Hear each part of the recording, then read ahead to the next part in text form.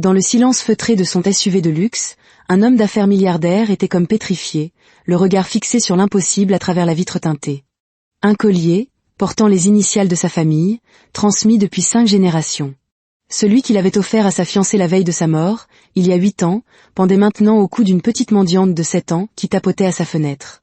L'enfant souriait de toutes ses dents, demandant quelques pièces dans un anglais parfait, totalement inconsciente de porter le bijou d'une femme décédée.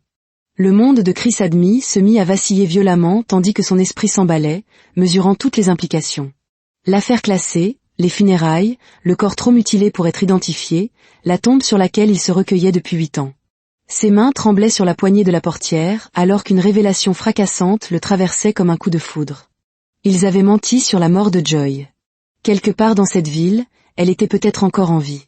8 heures plus tôt, Chris Admi se tenait devant la baie vitrée de son Penthouse, contemplant la silhouette de la ville s'éveillant lentement. Son reflet dans la vitre montrait un homme qui avait tout, la richesse, le succès, un empire commercial. Pourtant, ses yeux racontaient une autre histoire. C'étaient les yeux de quelqu'un qui avait perdu la seule chose que l'argent ne pouvait acheter. 8 ans. 8 ans que Joy avait disparu, le jour même de ce qui aurait dû être leur mariage. 8 ans que son monde s'était brisé en 1 million de morceaux. La police avait clos l'enquête. Sa famille avait enterré un corps qu'il prétendait être le sien, méconnaissable après un terrible accident. Mais Chris n'avait jamais vu le corps. Il ne l'avait pas laissé faire. Et quelque part, au plus profond de son âme, une petite voix lui murmurait que quelque chose n'allait pas. Aujourd'hui, c'était son anniversaire. C'était aussi l'anniversaire du pire jour de sa vie. Son téléphone vibra pour la 15e fois ce matin-là. Il l'ignora. Sa mère, sa grand-mère, ses partenaires commerciaux. Tout le monde voulait célébrer, mais comment pouvait-il célébrer quand chaque anniversaire lui rappelait ce qu'il avait perdu ? « Monsieur, votre voiture est prête », annonça son assistante personnelle, Amanda, via l'interphone. « Votre vol pour Abuja décolle dans 2 heures. » Chris soupira. « C'est vrai. L'inspection immobilière à Abuja. » La vie continuait, même quand on voulait qu'elle s'arrête. Il boutonnait sa chemise quand il entendit du bruit en bas. Des voix s'élevaient, sa gouvernante protestait. Puis le claquement inimitable de talons sur le marbre, de plus en plus fort, de plus en plus proche. La porte de la chambre s'ouvrit à la volée. « Joyeux anniversaire, mon chéri. » Émilie fit irruption dans la pièce, telle une tornade en talons de créateur, traînant par la main un petit garçon de 7 ans à l'air confus. Elle était vêtue pour tuer, dans une robe rouge qui criait « Remarquez-moi ». Son sourire était plaqué sur son visage comme une peinture de guerre. La mâchoire de Chris se contracta. « Qu'est-ce que tu fais ici, Émilie ? » ?»« C'est ton anniversaire. J'ai amené notre fils voir son père. » Elle poussa le garçon en avant. « Dis joyeux anniversaire à papa, Michael. » Le garçon marmonna des vœux, regardant partout sauf Chris. L'enfant était innocent dans tout ce désordre, et le cœur de Chris se serra pour lui. Mais Émilie. Émilie était une autre histoire. « Ne t'ai-je pas dit de ne pas débarquer ici comme ça ?» La voix de Chris était de glace. « Puis-je avoir la paix dans ma propre maison ? Quand vas-tu arrêter de me traiter comme ça ?» La voix d'Émilie se brisa, et des larmes de crocodile apparurent. « J'ai fait tout ce qu'une femme peut faire pour que tu me voies. Mais toi, pourquoi ne peux-tu pas oublier cette femme morte ? Pourquoi ne peux-tu pas la chasser de ton esprit et me laisser entrer ? Laisse-moi t'aimer comme tu le mérites. » Quelque chose en Chris se cassa. Il se tourna vers elle, et elle recula d'un pas devant la rage dans ses yeux. « Ne parle plus jamais de Joy de cette façon. » Sa voix était dangereusement calme. « Je me suis tue pendant toutes ces années. Je t'ai laissé me manipuler. Je ne sais toujours pas comment tu m'as drogué cette nuit-là, mais je ne t'épouserai jamais. Je m'occuperai de mon fils. J'assumerai ma responsabilité envers lui. Mais toi et moi, ça n'arrivera jamais. Je ne sais pas ce que toi et ta famille lui avez fait, mais où qu'elle soit, même si elle est morte, elle sera toujours dans mon cœur. » Il attrapa sa veste et sa mallette. « Je pars. Quand je rentrerai de mon voyage, je viendrai chercher Michael. Je veux passer du temps avec lui, correctement. » Chris se pencha, embrassa la joue de son fils, puis passa devant Émilie sans un autre regard, la laissant là, abasourdie et furieuse. Le jet privé était silencieux, trop silencieux. Chris essaya de se concentrer sur les documents devant lui, mais les mots se brouillaient. « Joyeux anniversaire, patron », dit doucement Amanda, posant un café sur sa table. Il grogna en réponse. La voix du pilote crépita dans l'interphone. « Joyeux anniversaire, monsieur Admi. » D'autres vœux du copilote, de l'hôtesse de l'air. Chacun était comme une piqûre d'aiguille. Chris ferma les yeux et fit semblant de dormir. Son téléphone vibra de nouveau. Grand-mère. Il l'aimait tendrement, mais il ne pouvait parler à personne aujourd'hui. Pas aujourd'hui. Ils atterrirent à Abuja sous un ciel sans nuages. Son chauffeur attendait déjà et ils partirent pour le chantier de construction en périphérie de la ville. Chris consulta sa montre avec impatience alors qu'il roulait sur l'autoroute. Puis la voiture ralentit jusqu'à s'arrêter presque. Qu'est-ce qui se passe? Lança Chris, tapotant sa Rolex. Je suis vraiment désolé, monsieur, dit le chauffeur nerveusement. Il y a un rassemblement de femmes plus loin. Je crois que c'est pour la sensibilisation au cancer du sein. Le trafic est un peu lent, mais nous y sommes presque. Je m'excuse pour le retard. Chris tambourinait des doigts sur l'accoudoir en cuir. Il était irrité, sur les nerfs, anxieux sans raison apparente. Quelque chose semblait différent aujourd'hui. Anormal. Ou peut-être juste. Il ne pouvait le dire. Il sortit son ordinateur portable et parcourut ses emails sans y prêter attention, ne voyant rien. Tap, tap, tap. Chris leva les yeux, surpris. Un petit visage était pressé contre sa vitre. Une petite fille, de 7 ou 8 ans peut-être, avec de jolies tresses africaines décorées de perles colorées.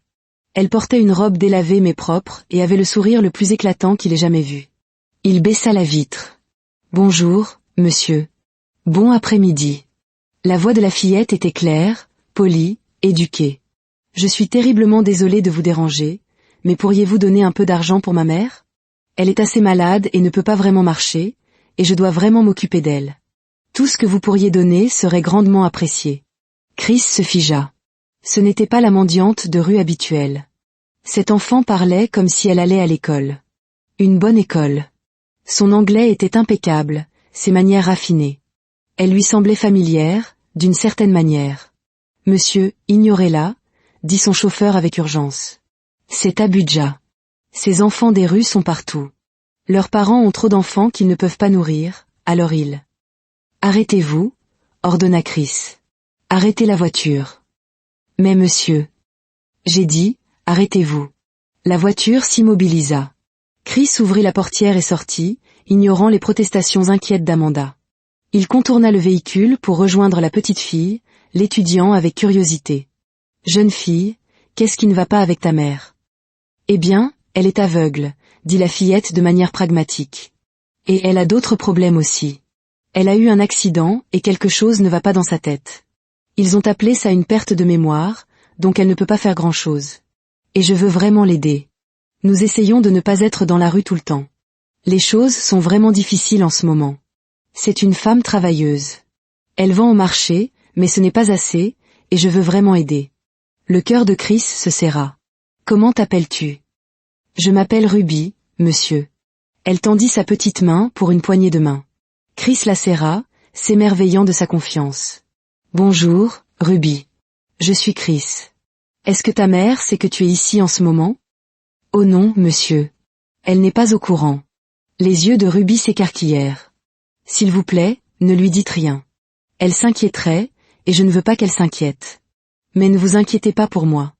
Je suis une fille intelligente, une grande fille. Je suis dans ces rues depuis ma naissance. Je connais cette route comme ma poche, même mieux que les tables de multiplication, pour être honnête. » Elle se pencha d'un air conspirateur. « Les maths ne sont pas mon point fort, mais la géographie, je suis une star. » Malgré lui, Chris sourit. « Ne devrais-tu pas être à l'école en ce moment ? » ?»« Oh oui. Normalement, je devrais, mais vous voyez, monsieur, les factures ne se paient pas toutes seules. Le propriétaire est un vieil homme très désagréable qui veut nous mettre à la porte, et je ne peux pas laisser faire ça. Ma mère travaille si dur. Alors, je suis ici, en femme d'affaires, contribuant au budget familial. » Elle dit cela avec un tel sérieux que Chris faillit rire. « Votre contribution est grandement nécessaire et serait très appréciée. Merci d'avance pour votre généreux don. » Elle tendit la main avec ce sourire éclatant. Chris chercha son portefeuille dans sa poche. Mais alors qu'il sortait une liasse de billets, il le vit. Le temps s'arrêta. Le collier. La petite fille portait un collier autour du cou. Son collier. Le bijou de famille transmis depuis 5 générations, celui qu'il avait donné à Joy la dernière fois qu'il l'avait vue, quelques heures seulement avant sa disparition. C'était indubitable. La chaîne en or, le design complexe, et surtout, les initiales de sa famille gravées sur le pendentif. Le monde bascula. Monsieur, ça va? La voix de Ruby semblait venir de loin. On dirait que vous avez vu un fantôme. Un fantôme très effrayant. Avez-vous besoin de vous asseoir? Dois-je appeler un médecin? S'il vous plaît, ne mourrez pas, monsieur. Je ne connais pas encore la réanimation cardiopulmonaire, mais je peux appeler une ambulance. Chris resta figé dans la rue, sa main tremblant alors qu'il tenait l'argent. Son équipe de sécurité se mit immédiatement en alerte, se rapprochant. Y a-t-il un problème, monsieur?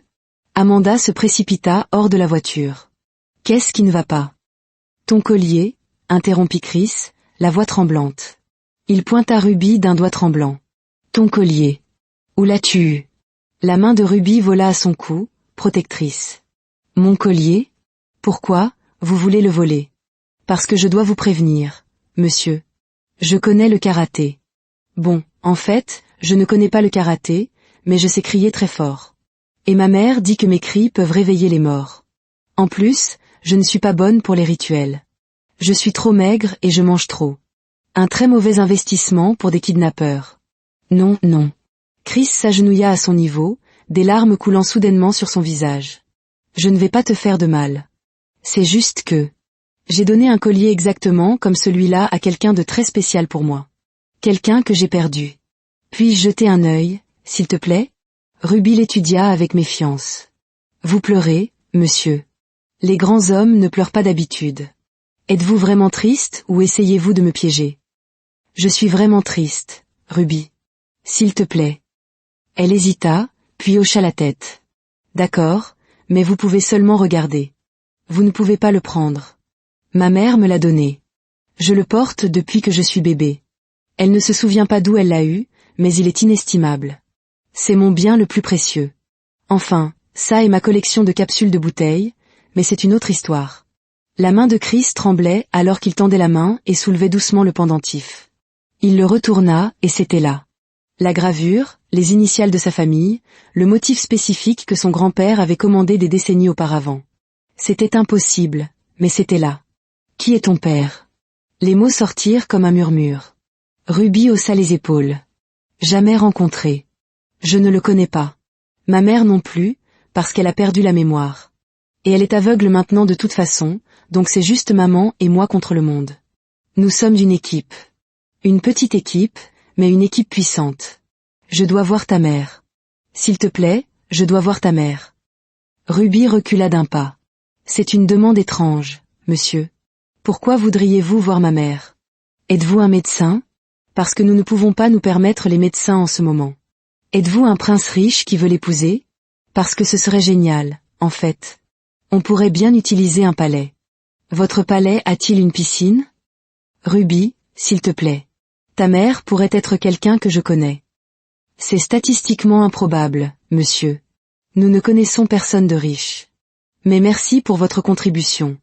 Elle attrapa l'argent de sa main avec une vitesse impressionnante. Écoutez, si vous voulez me revoir, revenez mercredi ou samedi. Je suis toujours là ces jours-là. Vous pouvez m'appeler Ruby la femme d'affaires, ou juste Ruby. Ruby, c'est bien. Maintenant, je dois vraiment y aller. Merci.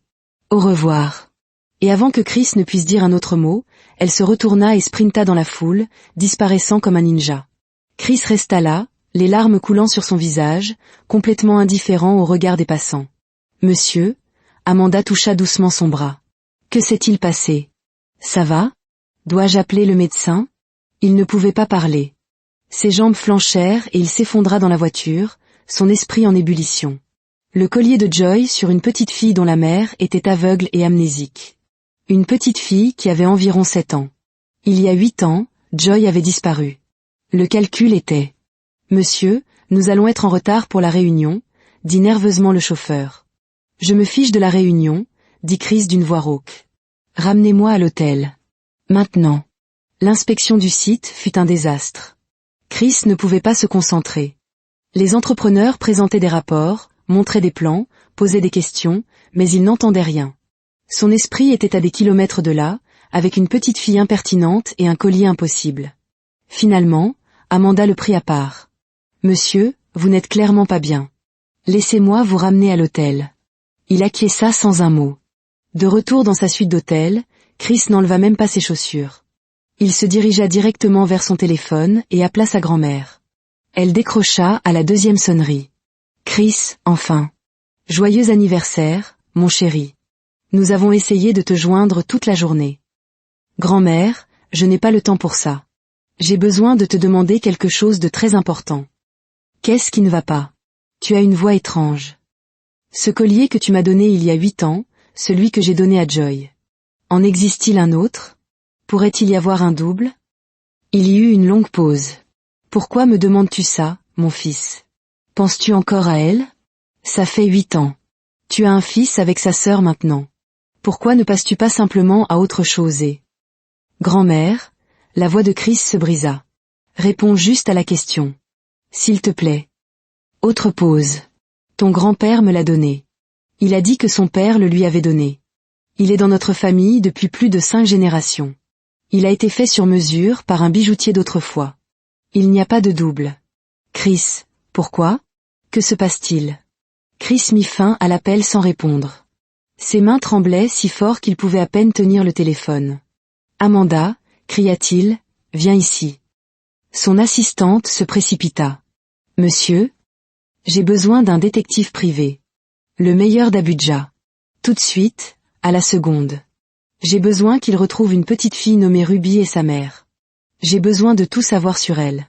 Où elles vivent, où la mère travaille, tout.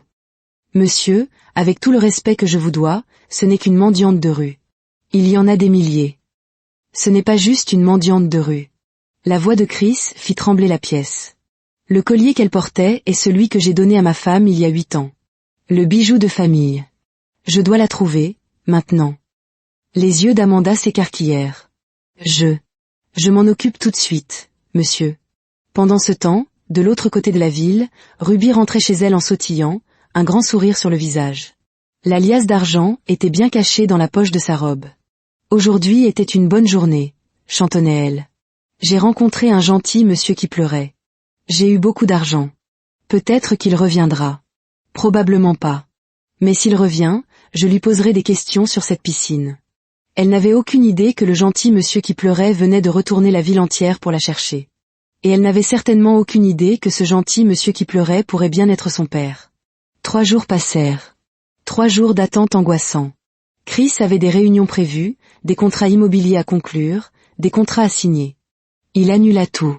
Il arpentait sa suite d'hôtels comme un animal en cage, son téléphone collé à sa main, attendant des nouvelles. Le détective privé n'avait rien trouvé. Ou plutôt, il avait trouvé trop de choses. Des dizaines de filles prétendant être Ruby, toutes espérant de l'argent de la part de l'homme riche désespéré. Le 4e jour, Chris craqua. C'est tout. J'y vais moi-même. Amanda tenta de protester. Monsieur, vous avez la réunion du conseil d'administration cet après-midi et les investisseurs de Dubaï vous attendent. Je me fiche de Dubaï. Je me fiche du conseil. Annulez tout. Il s'habilla avec les vêtements les plus simples qu'il possédait, bien que même sa tenue décontractée paraisse chère, et prit un seul garde du corps et Amanda. Ils se rendirent au carrefour où il avait rencontré Ruby. Pendant des heures, Chris arpenta la rue, demandant à chaque mendiant, chaque commerçant, chaque passant, « Connaissez-vous une fille nommée Ruby ?» 7 ou 8 ans, des tresses avec des perles, très bavarde, portant un collier en or. Certains l'ignoraient. D'autres le prenaient pour un fou. Beaucoup présentaient leur propre fille, affirmant « Oui, oui, c'est Ruby », espérant de l'argent. Mais aucune n'était sa Ruby. Le 2e jour de recherche, Chris était épuisé et découragé. Peut-être était-elle partie. Peut-être ne venait-elle qu'occasionnellement à cet endroit. C'est vous. Chris se retourna brusquement. Elle était là. Ruby se tenait au carrefour, son sac d'école sur le dos, ce sourire éclatant sur son visage. L'homme qui pleure. Vous êtes revenu. Êtes-vous ici pour me donner plus d'argent? Oh, monsieur, vous êtes le meilleur. Nous avons pu payer notre loyer avec votre dernier don. Bon, ma mère ne sait pas que je l'ai payé. J'ai glissé l'argent dans notre tirelire quand elle ne regardait pas. Elle se demande pourquoi le propriétaire n'est pas venu nous mettre à la porte. Mais ce vieil homme radin est trop occupé à compter son argent pour nous déranger maintenant. Chris se précipita si vite qu'il faillit trébucher. Ruby, où étais-tu? Je t'ai cherché partout. Ruby gloussa. Vous me cherchiez? Pourquoi? Je vous dois de l'argent. Parce que je dois vous dire, monsieur, j'ai un très bon avocat. Bon, en fait, je n'ai pas d'avocat. Je ne sais même pas ce que font les avocats exactement, mais je les ai vus à la télé et ils ont l'air très importants et criards. Tu m'as manqué, dit Chris, se surprenant lui-même de la vérité de ses mots. Je vous ai manqué? Nous ne nous sommes rencontrés qu'une seule fois. C'est un attachement très rapide, monsieur. Êtes-vous seul? Avez-vous besoin d'un ami? Je pourrais être votre ami, mais l'amitié nécessite des frais de consultation. Je suis une personne très occupée. Chris rit, un vrai rire, pour la première fois depuis des jours. Que dirais-tu si je payais tes frais de consultation tout de suite? Il sortit une autre liasse de billets. Les yeux de Ruby s'écarquillèrent. Oh mon Dieu! Vous êtes comme un distributeur automatique ambulant. Imprimez-vous de l'argent à la maison? Pouvez-vous m'apprendre? Cela résoudrait tellement de problèmes. Ruby, je veux rencontrer ta mère. Le sourire de la fillette s'estompa légèrement. Pourquoi tout le monde veut-il rencontrer ma mère? C'est juste une dame aveugle ordinaire qui vend des fruits. Rien de spécial. Enfin, elle est spéciale pour moi, mais c'est différent. Je pense que je peux vous aider, toutes les deux. Nous aider? Comment? Êtes-vous un magicien? Pouvez-vous faire de la magie? Pouvez-vous rendre la vue à ma mère? Parce que ce serait incroyable. Elle n'a jamais vu mon visage. Vous savez, elle le touche juste avec ses doigts et me dit que je suis belle. Mais je veux qu'elle voie vraiment que je suis belle. Sans vouloir me vanter, mais je suis très mignonne. Tout le monde le dit. Chris s'agenouilla à son niveau. Je ne suis pas un magicien, mais j'ai de l'argent pour des médecins. De bons médecins qui pourraient peut-être aider ta mère. Et je peux aider avec les frais de scolarité, la nourriture, le loyer, tout. Mais je dois d'abord la rencontrer. Ruby l'étudia avec ses yeux vifs et intelligents. Finalement, elle secoua la tête. Ma mère dit de ne jamais donner notre adresse à des étrangers. La maison, c'est privé. Mais je vais vous dire quoi, je suis ici tous les mercredis et samedis. Vous pouvez me trouver ici si vous voulez me donner plus d'argent. C'est une bonne affaire. Ruby, s'il te plaît. Non. Une fille doit avoir des limites, monsieur. Maintenant, si vous voulez bien m'excuser, je dois. Cet argent nous nourrira pendant un mois. Vous êtes officiellement mon client préféré. Revenez bientôt. Elle lui fit un petit salut. Ruby, terminé. Et une fois de plus, elle disparut dans la foule. Mais cette fois, Chris était préparé. Il avait demandé à son détective privé d'attendre à distance. Dès que Ruby partit, l'homme commença à la suivre prudemment, silencieusement, gardant sa petite silhouette en vue alors qu'elle se faufilait dans les rues d'Abuja. Chris retourna à son hôtel et attendit. Chaque minute semblait une heure. Il ne pouvait ni manger, ni s'asseoir, ni penser à autre chose qu'à cette petite fille et à l'incroyable possibilité qui avait pris racine dans son cœur.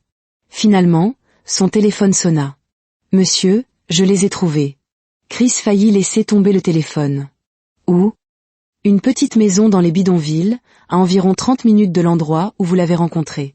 J'ai suivi la fille jusqu'à chez elle. La mère est là. Elle est aveugle, comme la fille l'a dit.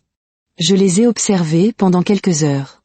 Elle semble vivre seule, juste toutes les deux. La mère va au marché tous les jours pour vendre des fruits. La fille va à l'école le matin et, apparemment, fait ses affaires l'après-midi. Envoyez-moi l'adresse, maintenant. Je vous l'envoie tout de suite, monsieur. Chris ne dormit pas cette nuit-là. Il resta allongé dans son lit, fixant le plafond, son cœur battant si fort qu'il pensait qu'il pourrait exploser. Demain, il irait là-bas. Demain, il découvrirait si l'impossible était possible. Mais s'il se trompait? Et si ce n'était qu'une coïncidence? Le collier aurait pu être volé, vendu, passé entre de nombreuses mains. La mère de la fille pourrait être une parfaite inconnue. Mais s'il avait raison? Le lendemain matin, Chris s'habilla sobrement, d'un jean et d'une chemise simple. Il ne prit qu'un seul garde du corps, habillé décontracté lui aussi. Ils se rendirent à l'adresse que le détective avait envoyée. Le quartier était tout ce que le monde de Chris n'était pas. Bondé, bruyant, poussiéreux, plein de vie, mais aussi plein de difficultés. Des enfants jouaient dans les rues. Des femmes cuisinaient sur de petits réchauds devant leurs portes. Des hommes étaient assis en groupe, parlant et riant. Ils trouvèrent la maison, un petit bâtiment délavé qui semblait pouvoir s'effondrer au premier coup de vent. Chris demanda à un vieil homme assis dehors où il pouvait trouver Ruby. « Ruby ? Elle est à l'école, » dit le vieil homme, lorgnant la montre chère de Chris. Elle ne rentrera pas avant l'après-midi. Vous cherchez la mère? Mama Ruby est au carrefour du marché, par là. Il montra la direction. Elle vend des fruits. Merci. La bouche de Chris était sèche. Ils suivirent les indications de l'homme jusqu'à un marché local. C'était chaotique. Des vendeurs criaient, des clients marchandaient, l'odeur des produits frais, de la sueur et de la vie. Mama Ruby, celle-là, là-bas. Un commerçant désigna un petit étal dans un coin. Chris s'approcha. Son garde du corps dit quelque chose, mais Chris n'entendit rien par-dessus le bruit assourdissant dans ses oreilles. Sa vision se rétrécit. Le monde se réduisit à ce seul endroit. À cette seule femme assise derrière un étal de fruits. Elle lui tournait le dos, arrangeant soigneusement des oranges. Ses mouvements étaient rodés, efficaces malgré sa cécité. Elle portait une robe simple et un foulard sur la tête. Il y avait une grande cicatrice sur le côté gauche de son visage, allant de sa tempe à sa mâchoire. Chris fit un pas de plus, puis un autre. La femme se retourna. Le temps s'arrêta. C'était Joy. Plus âgée, marquée par une cicatrice, les yeux voilés par la cécité, mais indéniablement, sans l'ombre d'un doute, Joy. La femme qu'il avait aimée. La femme qu'il avait pleurée. La femme qu'il pensait morte et enterrée depuis 8 ans. Elle était vivante. Chris émit un son, quelque chose entre un sanglot et un hoquet. Ses jambes cédèrent et il s'agrippa au bord d'un étal voisin pour ne pas tomber. Joy pencha la tête, écoutant. « Bon après-midi », dit-elle poliment. « J'ai entendu quelqu'un pleurer. Tout va bien? Avez-vous besoin de quelque chose? De l'eau? Une chaise ?» C'était sa voix. Sa voix. La même voix douce et gentille qui lui murmurait « Je t'aime » dans le noir. La même voix qui riait de ses terribles blagues. La même voix qu'il pensait ne plus jamais entendre. Chris ne pouvait pas parler. Les larmes coulaient sur son visage. Il était un homme adulte, un homme d'affaires prospère, pleurant comme un enfant au milieu d'un marché. « Monsieur, vous pleurez vraiment ?» dit Joy avec inquiétude. « Êtes-vous blessé? Dois-je appeler à l'aide? Je suis aveugle, mais je peux crier très fort. Quelqu'un, à l'aide. » « Non, non, je. » « Ça va ?» parvint à articuler Chris. Il s'essuya frénétiquement le visage. « Je veux acheter des fruits. »« Oh, bien sûr. Nous avons des pommes à 500 Nera, des oranges à 300, fraîches de la ferme ce matin. Très bonne qualité. Que désirez-vous » L'esprit de Chris était vide. « Tout. Je veux tout acheter. » Il y eut une pause. « Tout? Tous mes fruits? Oui, monsieur. C'est beaucoup de fruits. Il y en a pour 50 000 Nera. Peu importe.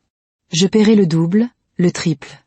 Laissez-moi simplement tout acheter. » Joy rit, un son qui transperça le cœur de Chris. « Eh bien, je ne vais pas refuser une bonne vente. Laissez-moi vous les emballer. » Chris regardait les mains de Joy se déplacer sur son étal avec une aisance consommée. Elle savait exactement où tout se trouvait. Elle emballait efficacement, pliait les sacs parfaitement, sans jamais tâtonner malgré sa cécité. Elle s'était adaptée, avait appris, avait survécu sans lui. Quand elle eut fini, Chris lui tendit 100 000 Nera. Joy prit l'argent et, avec une habileté incroyable, examina chaque billet. Elle les renifla, sentit la texture, vérifia la longueur et la largeur. « Comment saviez-vous ce que je vous ai donné ?» demanda Chris, fasciné. Joy sourit fièrement. « Monsieur, je suis peut-être aveugle, mais on ne peut pas me tromper. Je pourrais travailler dans une banque à compter l'argent. Je connais toutes les devises à leur odeur, leur toucher, leur longueur. Quelqu'un a essayé de me donner de faux billets une fois. Je l'ai attrapé et l'ai chassé comme une chèvre têtue. J'ai appris à la dure. Alors maintenant, personne ne peut me tromper. » Elle compta soigneusement. « Monsieur, vous m'avez donné trop. C'est le double. »« Gardez-le, » dit Chris. « Utilisez-le pour votre famille, votre fille. C'est juste pour soutenir votre commerce. Merci beaucoup, monsieur. Que Dieu vous bénisse. Que Dieu vous bénisse abondamment. Revenez quand vous voulez. Dites-leur que vous cherchez Mama Ruby. C'est mon emplacement. J'ai toujours les fruits les plus frais. » Chris partit, les larmes coulant toujours sur son visage. Il donna tous les fruits aux mendiants dans la rue et retourna en chancelant à sa voiture. « Monsieur, êtes-vous » commença Amanda. « Appelle ma grand-mère. Dis-lui de prendre le jet privé pour Abuja ce soir. Tout de suite. Dis-lui que c'est une question de vie ou de mort. » Grand-mère arriva ce soir-là, portant de l'huile d'onction et de l'eau bénite, priant en langue avant même de descendre de l'avion. Mes ennemis ne prévaudront pas. Le diable est un menteur. Qu'est-ce qui ne va pas? Es-tu malade? Mourant? Dis-moi qui je dois combattre. Grand-mère, assieds-toi. Dans sa suite d'hôtel, Chris lui raconta tout, Ruby, le collier, Joy. Grand-mère resta assise dans un silence stupéfait pendant un long moment. Finalement, elle murmura, Joy est vivante. Oui. Ils ont dit qu'elle était morte. Nous sommes allés à ses funérailles. Ils l'ont enterrée. Nous l'avons pleurée pendant 8 ans. Ils ont menti, la voix de Chris était dure. Je ne sais pas pourquoi ni comment, mais ils ont menti. Et elle a un enfant, une fille, de 7 ans, ce qui signifie. Chris ne put finir sa phrase. Ce qui signifie que Joy était enceinte quand elle a disparu, termina doucement grand-mère. Oh, mon fils. Après toutes ces années. Elle s'essuya les yeux. Nous devons la ramener à la maison. Nous devons l'aider. Mais nous devons être prudents. Si sa famille a menti sur sa mort, il y a quelque chose de très grave ici. J'ai besoin que tu l'approches. Si je le fais en tant qu'homme, elle pourrait avoir peur. Mais toi, elle te fera confiance. Grand-mère redressa les épaules. Demain, j'irai la voir. Le lendemain, grand-mère s'habilla de ses vêtements les plus simples et se rendit au marché. Elle trouva facilement l'étal de Joy. Mama Ruby, j'ai entendu dire que vous vendiez les meilleurs fruits de ce marché. Joy sourit. Merci, madame. Que désirez-vous? Quelques pommes et une pastèque, s'il vous plaît. Grand-mère regarda Joy emballer les fruits. Puis-je m'asseoir un moment? Je viens de rendre visite à ma sœur dans la rue, et ses vieux os ont besoin de repos. Mon dos n'est plus ce qu'il était. Bien sûr, madame, asseyez-vous, s'il vous plaît. Joy désigna un petit tabouret à côté d'elle. Grand-mère s'assit, observant attentivement la jeune femme. Vous êtes une femme si travailleuse. Malgré votre état, vous gardez tout si propre. Vos fruits sont organisés. Votre étal est propre. Dieu vous bénira abondamment. Merci, madame. On se débrouille. J'essaie de garder les choses propres pour que les clients ne soient pas mal à l'aise. Je dois travailler dur pour m'occuper de ma fille. Vous avez une fille? C'est merveilleux. Où est le père? Il y eut un long silence inconfortable. Finalement, Joy parla doucement. Je ne m'en souviens pas. J'ai eu un accident il y a des années. J'ai perdu la vue. Les médecins ont dit que j'avais aussi perdu la mémoire. Ils ont appelé ça. Je ne me souviens même plus du mot qu'ils ont utilisé. Depuis, c'est juste moi et ma fille. Je ne me souviens pas de ma vie avant l'accident. Le cœur de grand-mère se brisa. Oh, ma chère enfant. Et vous élevez votre fille toute seule? Oui, madame. On se débrouille. On s'en sort bien. J'essaie de faire de mon mieux pour lui donner tout ce dont elle a besoin. Elles parlèrent un moment de plus. Grand-mère bâtissait soigneusement la confiance et le rapport. Quand elle se leva enfin pour partir, elle dit chaleureusement, « C'était un plaisir de parler avec vous, ma chère. Je reviendrai vous voir bientôt. Est-ce que ça va? » Bien sûr, madame. Je suis ici tous les jours sauf le dimanche. Parfait. Je vous reverrai très bientôt. Prenez soin de vous et de cette merveilleuse fille que vous avez. 3 jours plus tard, grand-mère retourna au marché comme promis. Cette fois, après avoir bavardé confortablement pendant un moment, elle fit son offre. Vous savez, j'ai une proposition à vous faire, dit grand-mère avec précaution. Mon petit-fils a besoin d'une gouvernante, quelqu'un pour superviser son personnel de maison, gérer les choses. Vous êtes si propre et organisée, vous seriez parfaite pour le poste. Le salaire est bon, bien meilleur que de vendre des fruits. Et il mettra votre fille dans une bonne école, une vraie école avec des uniformes et tout. Joy resta silencieuse un moment. Madame, qui emploierait une personne aveugle, une femme handicapée? Une bonne personne, une personne gentille. Mon petit-fils dirige une ONG pour les personnes ayant des besoins spéciaux. Il veut aider. Et d'après ce que je vois, vous ne laissez pas votre cécité vous empêcher de faire quoi que ce soit. Vous gardez votre étal impeccable. Vous vous déplacez efficacement. Vous êtes capable de bien plus que vous ne le pensez. Mais madame, pensez à votre fille, dit doucement grand-mère. Les rues sont dangereuses. Elle grandit. Ce travail vous sortirait toutes les deux des bidonvilles.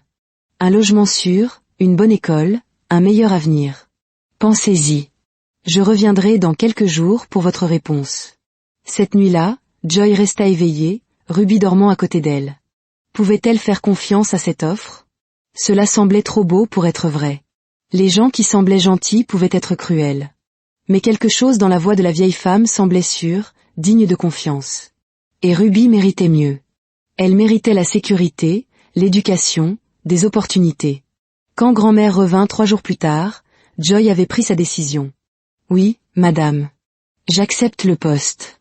En une semaine, tout changea. Chris acheta une nouvelle maison à Abuja, une belle et spacieuse demeure avec de grandes pièces, un jardin, et surtout, la sécurité. Il ne pouvait pas les déménager à Lagos. Ce serait trop suspect. Il déplaça donc ses opérations, organisant ses réunions et ses affaires à Abuja. Le jour du déménagement fut chaotique. Ruby était partout, touchant à tout, s'exclamant sur tout. Maman. Cette maison a 10 salles de bain. 10. Pourquoi quelqu'un aurait-il besoin de 10 salles de bain? Les gens riches font-ils plus souvent leurs besoins? C'est un truc de riche? Joy rit, passant ses mains sur les murs, apprenant la disposition de leur nouvelle maison. Chris avait embauché du personnel pour les tâches ménagères. Le travail de Joy était simple, les superviser, gérer les fournitures, garder les choses organisées. C'était un travail fictif. Chris n'avait pas vraiment besoin d'une gouvernante. Il avait besoin de Joy près de lui. La première fois que Ruby croisa Chris dans la maison, elle cria « Vous êtes l'homme qui pleure. Vous êtes le propriétaire de cette maison. » Chris sourit. « Oui, je suis le propriétaire. »« Vous êtes le patron de ma mère? »« Oui. »« Oh wow. Alors c'est pour ça que vous posiez des questions sur ma mère. Tout ce temps, vous prévoyiez de l'embaucher. Vous êtes très rusé, monsieur. Je respecte ça. Très stratégique. » Elle regarda le manoir avec de grands yeux. « Cette maison est incroyable. J'ai ma propre chambre. Ma propre chambre avec un lit rien que pour moi. Et il y a des jouets, beaucoup de jouets. Et mon école a une piscine, une vraie piscine. Je me suis fait des amis qui parlent anglais comme s'ils avaient avalé un dictionnaire. Merci beaucoup, monsieur Chris. Vous êtes officiellement ma personne riche préférée. » Elle le serra soudainement dans ses bras, férocement. Chris sentit des larmes lui piquer les yeux. Il la serra en retour, délicatement. « Ma fille, pensa-t-il. C'est ma fille. » Cette nuit-là, Joy coucha Ruby dans sa belle nouvelle chambre. « Ruby, » dit doucement Joy, passant ses doigts sur le visage de sa fille. « Je veux que tu me promettes quelque chose. »« Quoi, maman ? » ?»« Promets-moi que tu ne retourneras jamais dans ces rues. Ne plus jamais mendier. Nous sommes en sécurité maintenant. Nous avons une maison, de la nourriture, tout ce dont nous avons besoin. Promets-le-moi. » Ruby resta silencieuse un moment, puis d'une petite voix, « Tu savais. » La main de Joy s'immobilisa. « Savoir quoi ? » « Que je menais des transactions commerciales dans les rues. » Joy soupira profondément. « Ruby, je suis aveugle, pas stupide. Tu crois que je n'ai pas remarqué quand tu rentrais avec de l'argent que nous n'avions pas avant ? Quand notre loyer était mystérieusement payé. Quand tu sentais le trafic et les gaz d'échappement. Je suis désolée, maman. Je voulais juste aider. Le propriétaire allait nous mettre à la porte et tu travailles si dur et j'ai pensé. » Joy serra sa fille contre elle. « Je sais, mon bébé. Je sais que tu essayais d'aider et je ne suis pas en colère. Mais ces rues sont dangereuses. Tu aurais pu être blessée, enlevée, n'importe quoi. Tu es tout mon monde, Ruby. Je ne peux pas te perdre. Tu ne me perdras pas, maman. Je le promets. Plus d'affaires dans la rue. À partir de maintenant, je me concentrerai sur le fait d'être une vraie dame avec un bon anglais et tout le reste. » Elle fit une pause. « Mais, maman, monsieur Chris est vraiment gentil. Et il te regarde bizarrement. »« Il me regarde bizarrement ? Ruby, je ne peux pas voir, tu te souviens ? Je veux dire, sa voix sonne bizarre quand il te parle. Douce. Comme la voix des gens dans ces films d'amour que grand-mère regarde. Ruby, va dormir. Tu as école demain. Je dis juste que s'il te demande en mariage, dis oui. On pourrait utiliser un père. Et il a 10 salles de bain. Ruby. Bonne nuit, maman. » Au cours des semaines suivantes, ils s'installèrent dans une routine. Chaque soir, Chris rentrait et trouvait Joy dans la cuisine ou le jardin, Ruby faisant ses devoirs à la table de la salle à manger ou jouant dans la cour. Il apprit les routines de Joy. Elle se levait tôt, se déplaçait à tâtons dans la cuisine pour préparer le petit déjeuner, puis passait en revue les tâches de la journée avec le personnel. Elle était efficace, organisée, gentille. La maison fonctionnait sans accroc sous sa direction. Non pas qu'elle ait besoin de beaucoup de gestion, mais Chris devait maintenir la façade. Un soir, Chris trouva Joy sur le balcon, le visage tourné vers le coucher de soleil qu'elle ne pouvait pas voir. « Bonsoir », dit-il doucement, ne voulant pas la surprendre. Joy sourit. « Bonsoir, monsieur. Je vous ai entendu rentrer. La porte a un son particulier quand vous la fermez. Tout a des sons, vous savez. C'est comme ça que je me repère. Puis-je me joindre à vous ? Bien sûr. C'est votre maison. » Chris s'assit à côté d'elle. Ils restèrent silencieux un moment, la brise du soir faisant bruisser les arbres. « Comment trouvez-vous tout cela ? » demanda Chris. « Merveilleux. Plus que merveilleux. C'est comme un rêve. J'attends toujours de me réveiller dans le bidonville. Ce n'est pas un rêve. Je sais, mais parfois les miracles ressemblent à des rêves. » Chris regarda son profil, mémorisant chaque détail. La cicatrice sur son visage, la façon dont ses cheveux bouclaient sur les bords, la douce pente de son nez. « Joy, » dit-il doucement, puis se reprit. « Vous m'avez appelé Joy. » Se tourna-t-elle vers lui, confuse. « Ce n'est pas mon nom. Du moins, je ne pense pas. Je ne me souviens pas de mon vrai nom. Les gens m'appellent juste Mama Ruby. » Le cœur de Chris s'emballa. Il avait fait une erreur. « Je suis désolé. Vous me rappelez quelqu'un que je connaissais. Quelqu'un qui s'appelait Joy. » « Quelqu'un que vous aimiez ? » demanda Joy, perspicace. « Oui. Quelqu'un que j'aime beaucoup. » « Que lui est-il arrivé ? » « Elle a disparu il y a 8 ans, le jour de ce qui aurait dû être notre mariage. » Joy resta silencieuse, puis dit doucement, « Je suis désolée. Ça a dû être terrible. » « Ça l'a été. Ça l'est toujours. Pensez-vous qu'elle est encore en vie ? » « Je l'espère, » dit Chris. « Je le sais. Elle est assise juste à côté de moi. » Mais il ne pouvait pas le dire à voix haute. Pas encore. Ils restèrent assis dans un silence complice jusqu'à ce que Ruby fasse irruption sur le balcon. « Maman. Monsieur Chris. Venez voir. Il y a un lézard dans ma chambre, un gros. Il me fixe. Je crois qu'il veut se battre. J'ai besoin de renfort. » Ils rirent tous les deux et le moment passa. Un jour, quelques semaines après leur emménagement, Chris aborda Joy avec une proposition. « Joy, » dit-il prudemment. « J'ai réfléchi. J'aimerais vous emmener voir un médecin, un spécialiste. Il pourrait y avoir une intervention chirurgicale qui pourrait aider à restaurer votre vue. » Les mains de Joy s'immobilisèrent sur les légumes qu'elle triait. « Monsieur Chris, j'apprécie tout ce que vous avez fait pour nous, mais la chirurgie oculaire est très chère. Je ne peux pas. Je ne vous demande pas de la payer. Je veux le faire pour vous et Ruby. N'aimeriez-vous pas voir le visage de votre fille ? » La voix de Joy vacilla. « Bien sûr que si. J'en rêve toutes les nuits.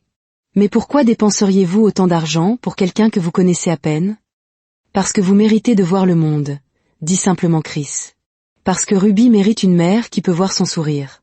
Parce que je veux aider. » Joy resta silencieuse un long moment. « J'ai peur. Et si ça ne marche pas ? Et si ça aggrave les choses ? Alors nous y ferons face ensemble. Mais si ça marche, Joy ? Et si vous pouviez voir à nouveau ? » Ce soir-là, grand-mère trouva Joy assise seule dans le jardin, ses doigts traçant les pétales de fleurs qu'elle ne pouvait pas voir. « Vous pensez à l'opération ?»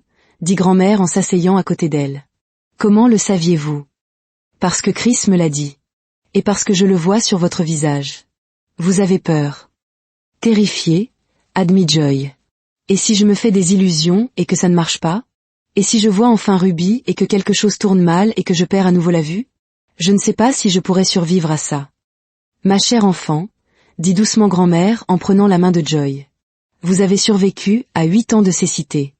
Vous avez élevé une fille magnifique et brillante toute seule. Vous avez construit une vie à partir de rien. Vous êtes l'une des femmes les plus fortes que j'ai jamais rencontrées. Je ne me sens pas forte. Je me sens effrayée. Avoir peur ne signifie pas que vous êtes faible.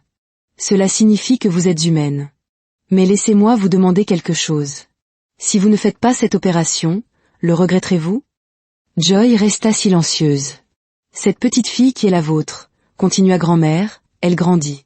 Chaque jour, elle change, grandit, son visage mûrit. S'il y a ne serait-ce qu'une chance que vous puissiez voir ces changements, ne devriez-vous pas la saisir ? Mais et si ? Et si ça marche ? Interrompit fermement grand-mère. Et si vous vous réveillez de cette opération et que la première chose que vous voyez est le beau visage de Ruby? Et si vous pouvez la regarder grandir, la voir obtenir son diplôme, la conduire à l'hôtel un jour? Et si vous pouviez voir les couchers de soleil, les orages et les couleurs des fleurs? Cela ne vaut-il pas le risque? Joy se mit à pleurer. Vous avez raison. Vous avez raison. C'est juste que... j'ai si peur. Je sais, mon enfant. Mais vous n'êtes pas seul. Chris sera là. Je serai là. Ruby sera là. Et Dieu sera là. Vous n'affrontez pas cela seul. Joy hocha la tête, essuyant ses larmes. D'accord. Je le ferai. Je subirai l'opération. L'opération fut programmée pour la semaine suivante. Le meilleur ophtalmologiste du pays examina Joy et détermina que, bien que les dommages soient graves, il y avait une chance, mince, mais une chance que sa vue puisse être partiellement restaurée. Les nerfs optiques sont endommagés mais pas détruits, expliqua le médecin. Si nous pouvons les réparer, vous pourriez retrouver une partie de votre vision. Mais je dois être honnête, après 8 ans, il est peu probable que vous ayez une vue parfaite. Nous parlons peut-être de 60 à 70% de vision au mieux. C'est plus que suffisant, dit fermement Joy. C'est tout. Le jour de l'opération, Chris, grand-mère et Ruby attendirent tous à l'hôpital. Ruby était terrifiée, faisant les 100 pas. Et si quelque chose tourne mal? Et si l'opération aggrave les choses? Et si? Ruby, dit doucement grand-mère, nous prions. Nous faisons confiance à Dieu. Ta mère est forte. Je sais qu'elle est forte, mais c'est aussi ma mère, et j'ai besoin d'elle. Chris prit Ruby sur ses genoux. Elle va s'en sortir. Et de toute façon, que l'opération fonctionne ou non, nous serons tous ensemble. Nous sommes une famille. Vraiment? Ruby leva les yeux vers lui, plein d'espoir. Même si maman reste aveugle, nous serons toujours une famille? Surtout dans ce cas. Être une famille, ce n'est pas avoir une vision parfaite ou quoi que ce soit de parfait. C'est une question d'amour, et nous en avons beaucoup. Ruby le serra fort. Je t'aime, Monsieur Chris. Je sais que je suis censé vous appeler Monsieur Chris, mais puis-je vous appeler papa? La vision de Chris se brouilla de larmes. J'aimerais ça plus que tout au monde. D'accord, alors, papa. L'opération dura 6 heures. Quand le médecin sortit enfin, tout le monde se leva d'un bond. L'opération s'est bien passée, dit-il avec un sourire prudent. Nous ne saurons si elle a réussi que lorsque nous retirerons les bandages dans 2 semaines. Mais je suis prudemment optimiste. Ces 2 semaines furent une agonie. Joy devait rester immobile, garder les bandages, laisser ses yeux guérir. Ruby lui rendait visite tous les jours après l'école, bavardant sur ses nouveaux amis et ses cours, remontant le moral de sa mère. Chris était là constamment. Il lisait à Joy, décrivait la lumière du soleil entrant par les fenêtres, lui tenait la main quand elle était frustrée ou effrayée. Enfin, le jour de retirer les bandages arriva. La chambre d'hôpital était bondée. Chris, grand-mère, Ruby, les médecins, les infirmières. Tout le monde retenait son souffle tandis que le médecin déroulait soigneusement la gaze. Gardez les yeux fermés, ordonna-t-il à Joy. Quand je vous le dirai, ouvrez-les très lentement. La lumière sera vive. D'accord, murmura Joy, ses mains serrant fermement celles de Chris. Le dernier bandage tomba. Maintenant, très lentement, ouvrez les yeux. Les paupières de Joy papillonnèrent, puis s'ouvrirent. Elle plissa les yeux contre la lumière, ses yeux larmoyants. Je vois de la lumière, souffla-t-elle. Je vois des formes. Des formes floues. C'est excellent, dit le médecin. Vos yeux ont besoin de temps pour s'adapter. Regardez autour de vous lentement. Joy tourna la tête et son regard se posa sur Ruby. La forme devint légèrement plus nette. Elle pouvait distinguer une petite silhouette. Des cheveux bouclés, un visage. Ruby, murmura-t-elle. Maman. Ruby se précipita. Tu peux me voir? Tu me vois? Les mains de Joy trouvèrent le visage de Ruby, et pour la première fois en 8 ans, elle pouvait voir ce qu'elle touchait. Une magnifique petite fille avec des yeux brillants et un sourire édenté. Tu es belle, sanglota Joy. Oh mon Dieu, tu es si belle. Je t'avais dit que j'étais mignonne, dit Ruby à travers ses propres larmes. Les yeux de Joy se tournèrent ensuite vers Chris. Son visage était encore un peu flou, mais elle pouvait le voir. Grand, beau, la regardant avec une telle tendresse que sa poitrine lui faisait mal. Je peux vous voir, dit-elle. Monsieur Chris, je peux vous voir. Chris pleurait aussi, sans chercher à le cacher. Comment me trouves-tu? Beau, dit doucement Joy, puis elle rougit. Je veux dire. Merci pour tout. Grand-mère s'essuya les yeux. Bienvenue de retour dans le monde de la vue, ma chère. Au cours des semaines suivantes, la vision de Joy continua de s'améliorer. Elle n'aurait jamais une vue parfaite. Le monde resterait légèrement flou, les couleurs un peu estompées, mais elle pouvait voir. Elle pouvait voir le visage de sa fille. Elle pouvait voir les couchers de soleil. Elle pouvait voir la belle maison que Chris avait fournie. Pendant que sa vision s'améliorait, Chris agissait discrètement sur un autre front. Il avait déjà prélevé des échantillons, des mèches de cheveux de Ruby sur sa brosse, un verre qu'elle avait utilisé. Il ajouta son propre échantillon et envoya le tout à un laboratoire privé avec des instructions de discrétion absolue. 2 jours plus tard, les résultats arrivèrent. Probabilité de paternité, 99,99%. Ruby était sa fille et celle de Joy. La preuve était là, noir sur blanc. Chris s'assit dans son bureau et éclata en sanglots profonds, de chagrin pour toutes les années qu'il avait manquées et de gratitude pour son existence. 7 ans de sa vie, partis. Ses premiers mots, ses premiers pas, son premier jour d'école. Il avait tout manqué. Mais il était là maintenant. Et il était temps que Joy sache la vérité. En coulisses, Chris avait également mené une enquête distincte sur ce qui s'était passé il y a 8 ans. Il avait engagé le meilleur détective privé du pays, payé pour accéder à des dossiers de police classés, utiliser toutes les faveurs qu'on lui devait. Le détective avait tout trouvé. Joy n'était pas biologiquement liée à sa famille adoptive. Il l'avait adoptée bébé, mais quand ils eurent enfin leur propre fille biologique, Emily, Joy devint l'étrangère. Quand Chris tomba amoureux de Joy et la demanda en mariage, sa mère adoptive fut furieuse. Elle et Emily complotèrent l'enlèvement de Joy.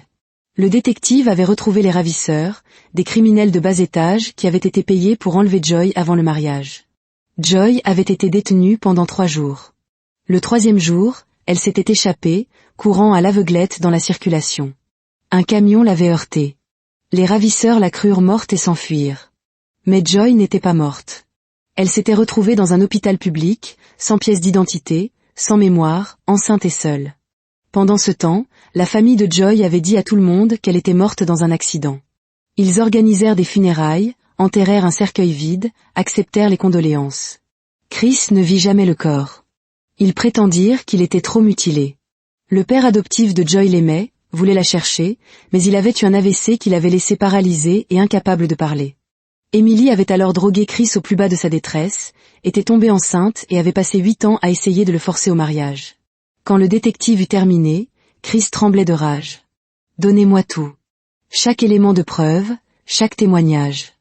Je veux tout documenter, légal, irréfutable. » En quelques jours, Chris avait tout ce dont il avait besoin.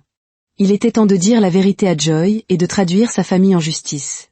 Un soir, après que Ruby fut couchée, Chris demanda à Joy de s'asseoir avec lui dans le salon. « Il y a quelque chose que je dois te dire, » dit-il doucement. « Quelque chose sur ton passé, sur qui tu es vraiment. » Joy parut inquiète, sa vision nouvellement restaurée lui permettant de voir le sérieux sur son visage. « Qu'est-ce que c'est ? » « Ton nom est Joy, » commença Chris. « Il y a 8 ans, tu étais sur le point de te marier.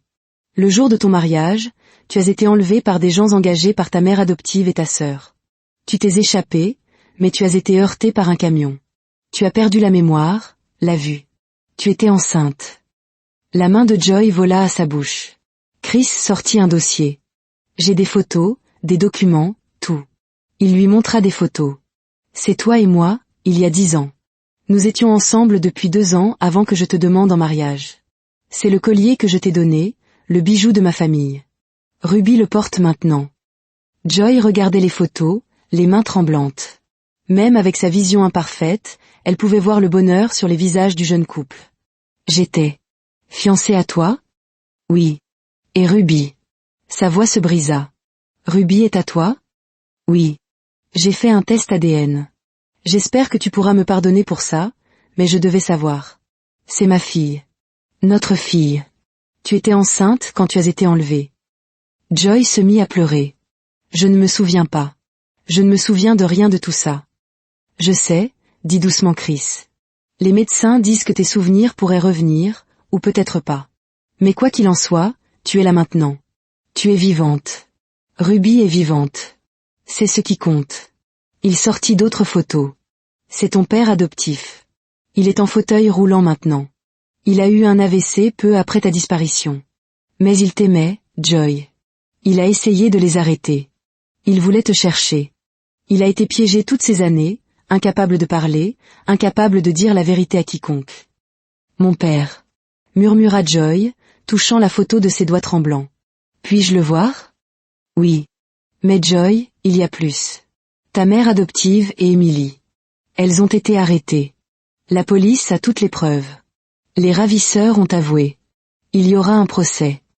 Joy leva les yeux vers lui, les larmes coulant sur son visage. Pourquoi? Pourquoi m'ont-elles fait ça? Jalousie, cupidité. Ta mère avait des dettes de jeu. Elles avaient souscrit une assurance vie sur toi. 20 millions de Naira. Elles ont planifié ta mort pour l'argent. Les sanglots de Joy s'intensifièrent. Chris s'assit à côté d'elle, la prenant dans ses bras. Je suis tellement désolé, murmura-t-il. Je suis tellement désolé de ne pas avoir pu te protéger. Je suis désolé de ne pas t'avoir trouvé plus tôt. Je suis désolé pour tout ce que tu as traversé. Ce n'est pas ta faute, pleura Joy contre sa poitrine. Tonya savait passe. Tu ne pouvais pas savoir. Ils restèrent ainsi un long moment, Chris tenant Joy pendant qu'elle pleurait la vie dont elle ne se souvenait pas, la famille qui l'avait trahie, les 8 années qui lui avaient été volées. Finalement, Joy se recula légèrement, essuyant ses yeux. Et maintenant, que se passe-t-il? Maintenant, nous obtenons justice. Maintenant, nous amenons ton père ici pour que tu puisses le voir, pour qu'il puisse rencontrer sa petite fille. Maintenant, nous construisons une vie ensemble. Toi, moi et Ruby. Si c'est ce que tu veux. Si c'est ce que je veux. Joy le regarda avec ses yeux rouges et gonflés.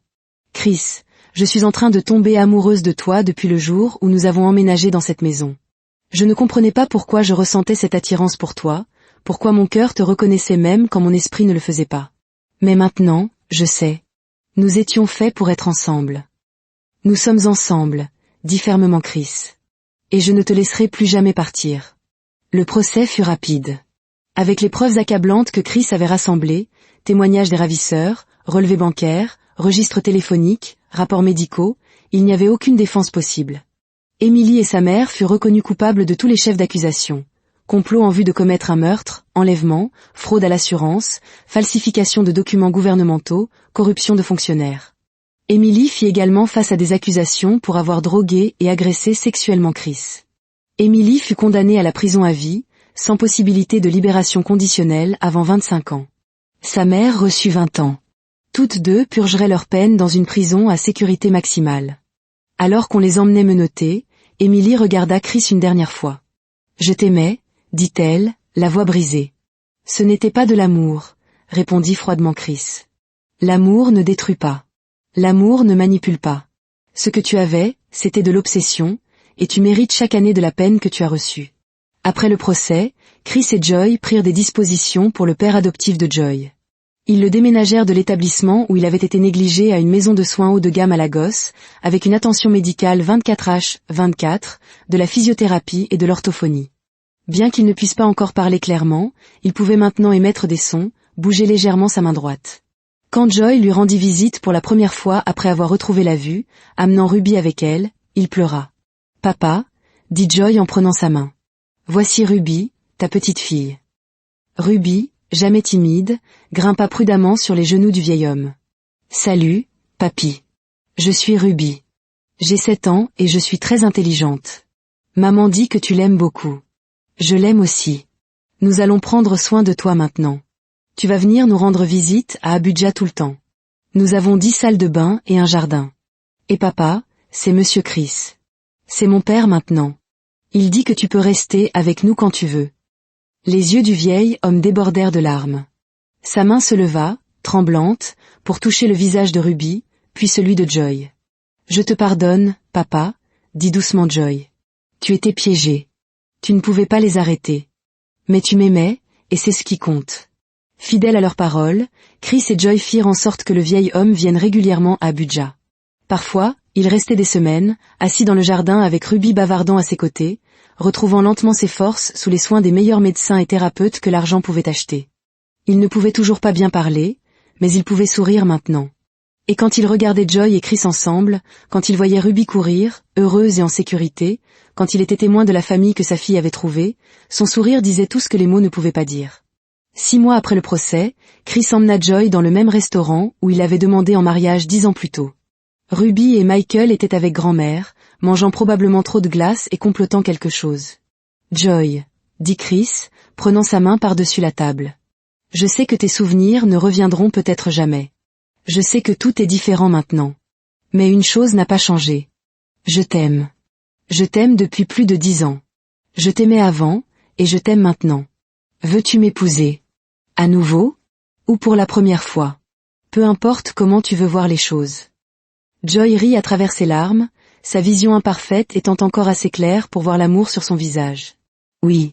Oui, Chris, je veux t'épouser. Tu ne veux pas y réfléchir? Prendre un peu de temps? J'ai attendu 8 ans sans le savoir, dit Joy en lui serrant la main. Je ne veux plus attendre. Ils se marièrent 2 mois plus tard, lors d'une magnifique cérémonie dans un jardin. Ruby était la demoiselle d'honneur et prit son rôle très au sérieux, lançant des pétales avec une précision militaire. Michael était le porteur d'alliance et ne fit tomber les anneaux que 2 fois. Le père de Joy était là, dans son fauteuil roulant, placé au premier rang. Quand Chris et Joy échangèrent leurs vœux, il émit un son, entre un rire et un cri, et Ruby, debout à proximité en tant que demoiselle d'honneur, attrapa sa main et murmura « Ne t'inquiète pas, papy. C'est le bon genre de pleurs. C'est autorisé au mariage. » À la réception, Ruby fit un discours qui fit rire et pleurer tout le monde. « Je voudrais remercier Monsieur Chris, je veux dire papa, d'avoir été un homme qui pleure ce jour-là au carrefour. Si vous n'aviez pas pleuré, rien de tout cela ne serait arrivé. Alors, tout le monde, n'hésitez pas à pleurer. C'est bon pour vous. Ça rassemble les familles. Je veux aussi remercier ma mère d'être la personne la plus forte du monde. Elle m'a élevée toute seule alors qu'elle ne pouvait même pas voir. Elle m'a appris à être courageuse, intelligente et gentille. Et maintenant, elle peut me voir, ce qui est bien parce que je suis très mignonne et ce serait dommage qu'elle rate ça.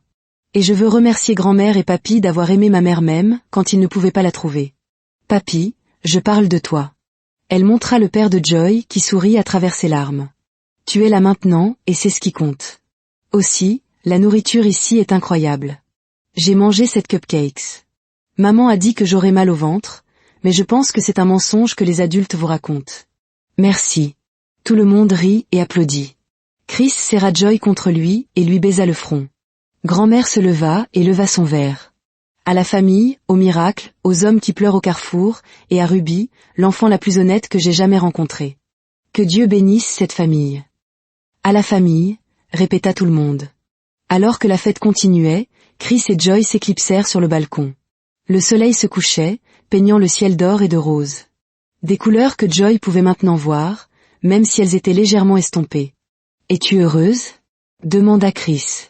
Joy se tourna vers lui, ses yeux, ses précieux yeux imparfaits qui pouvaient maintenant le voir, brillants de larmes. « Oui, » dit-elle simplement. « Je suis à la maison. » Et enfin, après 8 ans de deuil et de recherche, Chris était aussi à la maison. 5 ans plus tard, Ruby avait 12 ans et avait lancé sa propre entreprise, légitime cette fois, vendant des bijoux faits main. Michael s'épanouissait à l'école. Chris et Joy avaient eu 2 autres enfants, des jumeaux nommés Espoir et Foi. Emily et sa mère étaient toujours en prison, purgeant leur peine. Emily avait écrit plusieurs lettres à Joy pour s'excuser. Joy lui avait pardonné, mais avait clairement indiqué qu'elle n'aurait jamais de relation. Le père de Joy avait retrouvé une partie de sa parole et de sa mobilité. Il vivait dans la maison de soins à Lagos, mais venait à Abuja tous les mois, restant des semaines. Il était devenu une figure aimée de la maison, Ruby le divertissant constamment avec ses projets et ses histoires. Un après-midi, Ruby trouva son père dans son bureau. « Papa, j'ai une question. »« Qu'y a-t-il, ma chérie ? » ?»« Ce jour où tu m'as rencontré au carrefour. Pourquoi pleurais-tu vraiment ?» Chris la prit sur ses genoux, même si elle insistait qu'elle était trop grande pour ça maintenant. « J'étais triste parce que je pensais avoir tout perdu. Mais ensuite, j'ai rencontré une petite fille très impertinente qui m'a demandé de l'argent et portait un collier très important. Et elle m'a tout rendu. » Ruby le serra fort. « De rien, papa. Ça fera 1 million de Naira pour mes services de consultation. Et une glace, à la place ? Marché conclu. » Alors qu'il sortait, Ruby se retourna. « Et, papa ? » « Oui ? Je suis contente que tu aies été un homme qui pleure ce jour-là. Moi aussi, Ruby. Moi aussi. Plus tard dans la soirée, alors que Chris couchait espoir et foi, Joy se tenait dans l'encadrement de la porte, observant. Même après 5 ans, elle s'émerveillait encore de pouvoir voir sa famille, de regarder les visages de ses enfants, de voir le sourire de son mari, d'être témoin de la vie qu'ils avaient construite ensemble. Ruby apparut à côté de sa mère, maintenant assez grande pour reposer sa tête sur l'épaule de Joy. « Maman » murmura Ruby. « Oui, mon bébé. Est-ce que tu souhaites parfois te souvenir ? Tu sais, d'avant » Joy resta silencieuse un moment, regardant Chris avec les jumeaux. « Parfois » admit-elle. « Mais ensuite, je pense au fait que nous avons pu retomber amoureux, d'une manière fraîche et nouvelle. Chaque souvenir que nous créons maintenant est précieux, parce que nous savons à quel point il peut être facilement perdu. Nous ne tenons rien pour acquis. C'est assez profond, maman. Je l'ai appris d'une très sage enfant de 7 ans, qui m'a dit un jour que ses compétences en affaires de rue avaient sauvé notre famille. » Ruby gloussa. « J'étais très entreprenante. Et je maintiens cette déclaration. Allez, femme d'affaires. Au lit. » Alors que Ruby se dirigeait vers sa chambre, le père de Joy apparut dans le couloir, se déplaçant lentement avec son déambulateur. Il était venu de Lagos pour le week-end, comme il le faisait la plupart des week-ends maintenant. « Papa » dit Joy en passant son bras sous le sien. « As-tu apprécié le dîner ?» Il hocha la tête, son élocution encore hésitante, mais plus claire qu'auparavant. « Bonne. Famille. Heureux. » « Oui » acquiesça Joy, les yeux remplis de larmes. « Nous sommes heureux. T'aime, ma fille. »« Je t'aime aussi, papa. » Cette nuit-là, alors que Chris et Joy étaient couchés, elle se tourna vers lui dans l'obscurité. « Chris ? Merci d'avoir pleuré ce jour-là. Merci de n'avoir jamais abandonné. Merci de nous avoir trouvés. » Chris la serra contre lui. « Merci d'avoir survécu. D'avoir été assez forte pour élever notre fille seule. De m'avoir donné une seconde chance. » « Une troisième chance, » corrigea Joy en souriant. « La première fois que nous sommes tombés amoureux. La deuxième fois que je suis retombée amoureuse de toi. La troisième fois que tu m'as demandé en mariage. La troisième est la bonne. Elle a intérêt. Je ne vais pas revivre une autre séparation dramatique. »« Plus jamais, » promit Chris. « À partir de maintenant, c'est juste nous. Toi, moi, Ruby, Michael, Espoir, Foi, grand-mère, ton père, et quiconque se joindra à cette famille folle. Ensemble. Toujours ensemble, » répéta Joy en se blottissant contre lui. « J'aime le son de ça. » Dehors, la nuit d'Abuja était calme et paisible. À l'intérieur, une famille qui avait été déchirée par la cruauté et réunie par le courage d'une fillette de 7 ans dormait profondément, en sécurité dans la certitude qu'elle était enfin, vraiment, à la maison.